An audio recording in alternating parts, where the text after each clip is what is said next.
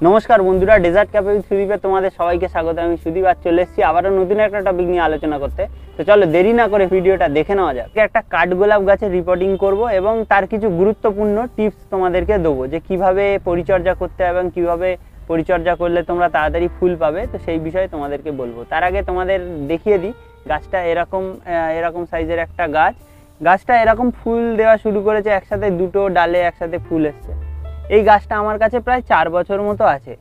তো অনেকের গাছে দেখি অল্পতে ফুল চলে আসে বা অনেকে এরকম পোস্ট করে যে কবে ফুল আসবে, অনেকে কমেন্টেও বলে যে দাদা তাড়াতাড়ি ফুল পাওয়ার জন্য গাছে কি করব। তো আমি তোমাদেরকে একটা কথাই বলবো, গাছটাকে বাঁচিয়ে রাখাটাই সবার আগে মূল প্রায়োরিটি হওয়া দরকার।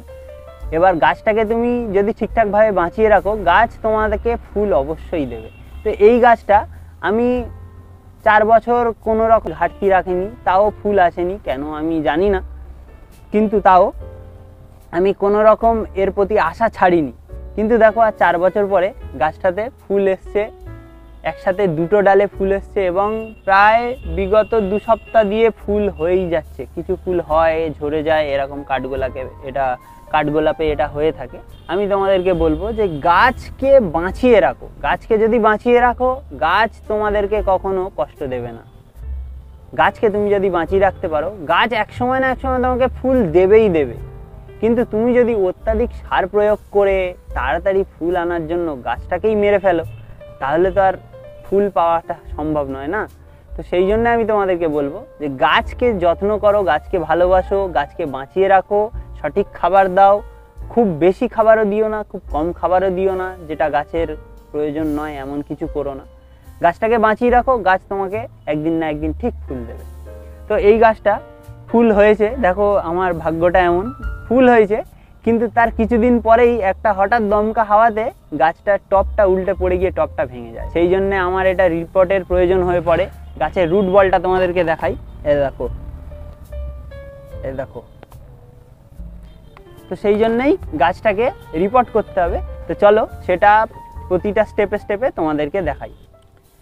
এরকম গাছ তোমরা বড় গাছ যখন রিপোর্ট করবে বা যে কোনো গাছ যখন রিপোর্ট করবে, তলার দিকে তোমরা ড্রেনেজ হোল বন্ধ করার জন্যে যে নুড়িগুলো ব্যবহার করবে, সেই নুড়িগুলোকে এরকম ঝরিয়ে দিতে হবে।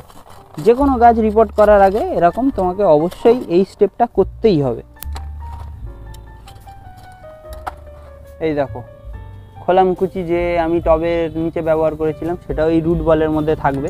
এগুলো সমেত যদি তুমি রিপোর্ট করে দাও, তাহলে গাছটার শিকড়টা ঠিকঠাকভাবে পরের টবের মাটির সাথে ঠিকঠাকভাবে গাছের শিকড়টা বসবে না।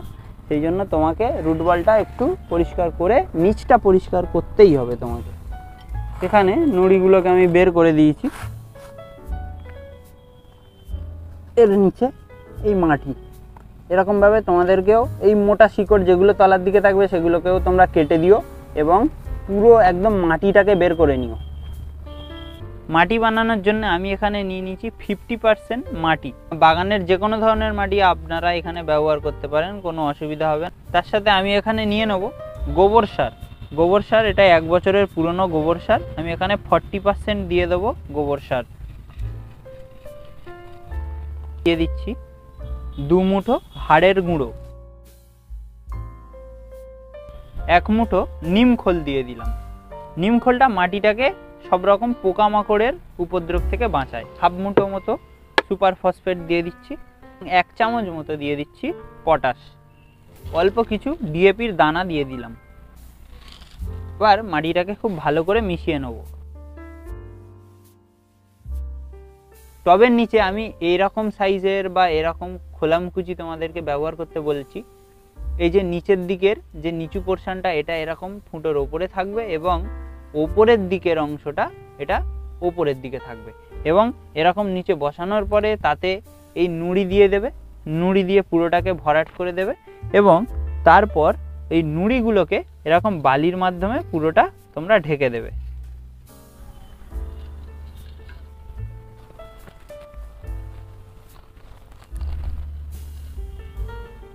গাছ বসানোর পর দেখবে ওপর থেকে মাটিটা যেন একটু ফাঁকা থাকে, জল দেওয়ার পরে পুরো জলটা যেন না উপচে টবের সাইডে চলে যায়।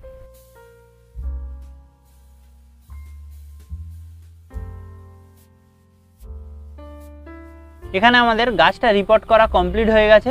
এরপর আমরা গাছটাতে পুরোপুরি জল দিয়ে দেবো এবং প্রথমবার একটু ফাঙ্গিসাইড মিশ্রিত জলের ব্যবহার করব, কারণ শিকড় অল্প কিছু কাটাই ছাটাই হয়েছে, যাতে ফাঙ্গাসের না কোনো অ্যাটাকের ভয় থাকে, সেই জন্য আমরা প্রথমবার জল দেওয়ার জন্য একটু ফাঙ্গিসাইড ব্যবহার করব এবং তুলনামূলক কদিন এটাকে সেমি শেড যুক্ত জায়গায় রাখার পরে পুরোপুরি রোদের মধ্যে আমরা এটাকে রেখে দেবো। এতে আমরা যে খাবারের ব্যবহার করলাম মাটি, এরপর 1 মাস কোনো রকম খাবার দেওয়ার প্রয়োজন নেই। 1 মাস পর থেকে আপনারা যে যেমন খাবার দেন এটাকে দিতে পারেন, তবে একটু ফসফেট আর পটাশ মিশ্রিত খাবার দিলে গাছটাতে ফুল পাবেন।